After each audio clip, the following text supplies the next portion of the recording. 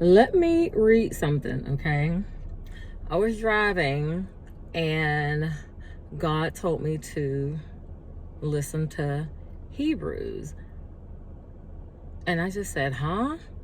Listen, like pull something up to allow someone to read, whether it's YouTube, a podcast, to actually read Hebrews to you. I said, okay, which I knew it was something that he wanted to show me, because I do not at all. I do not listen to podcasts.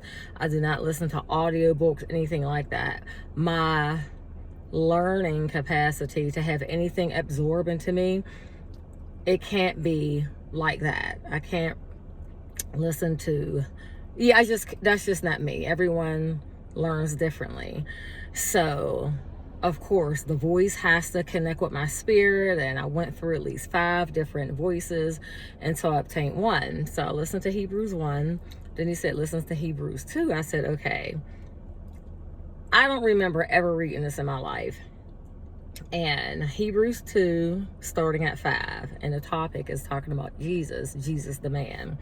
And furthermore, it is not angels who will control the future world we are talking about. For in one place the scripture says, what are mere mortals that you should think about them, or a son of man that you should care for him? Yet for a little while you are made you made them a little lower than the angels and crowned them with glory and honor.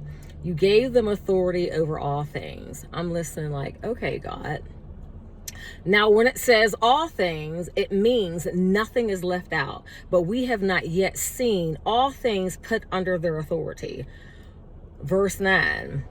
What we do see is Jesus, who for a little while was given a position a little lower than the angels. That freaked me out.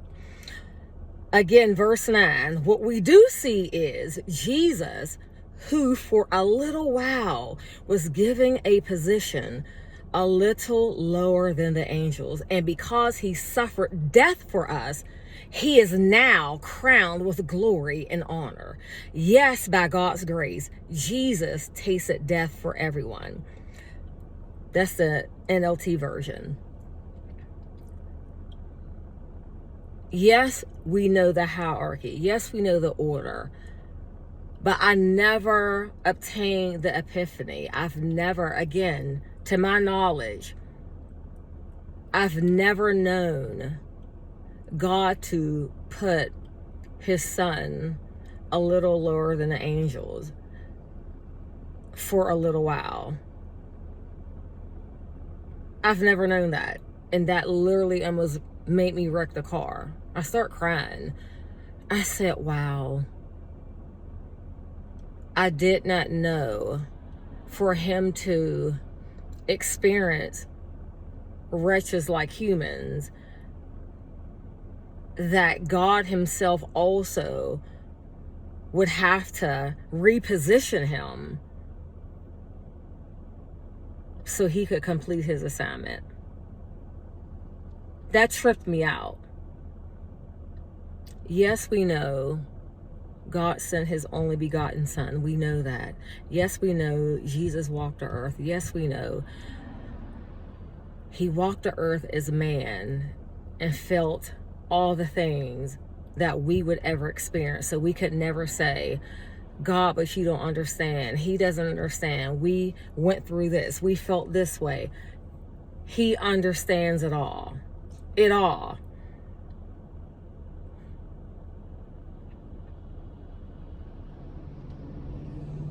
I don't know about you, but that really touched me. And I just said, wow, yes, I don't care how much we read different passages of scripture.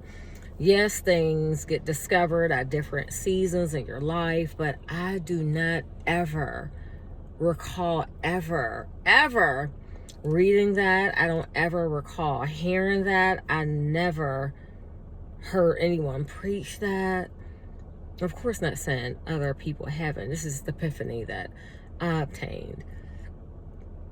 And hearing something versus reading, it has a completely different effect. Again, that's Hebrews 2, and I started at verse 5. But verses 8, 9, and 10, and even 11. Listen to this. I don't think I read 10. God, for whom and through whom everything was made, chose to bring many children into glory. And it was only right that he should make Jesus, through his suffering, a perfect leader, fit to bring them into their salvation, which is us. Verse 11. So now, Jesus and the ones he makes holy have the same Father. That is why Jesus is not ashamed to call them his brothers and sisters. Talking about us. For he said to God, I will proclaim your name to my brothers, to my brothers and sisters. I will praise you among your assembled people. Verse 13. He also said, I will put my trust in him. That is, I and the children God has given me. Because, verse 14, because God's children are human beings made of flesh and blood, the Son also became flesh and blood. For only as a human being could he die, and only by dying could he break the power of the devil, who had the power of death. Verse 15, only in this way could he set free all who have lived their lives as slaves to the fear of dying. Read the NLT version. I usually read CSB, ESV, of course King James, but I knew he wanted to show me something when he told me to find an Audible for Hebrews. I literally was like, God, you made me. You know how I digest things for it to hold and for me to even pay attention. So I actually got scared. I said, oh gosh, what did I do? But wow. I thank God for blessing man to create different versions. Because different versions literally prick your soul, prick your spirit in a different way. Again, that was the NLT version, Hebrews 2, starting from 5, and I ended at 15.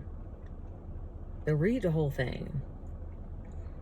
That really changed the trajectory of how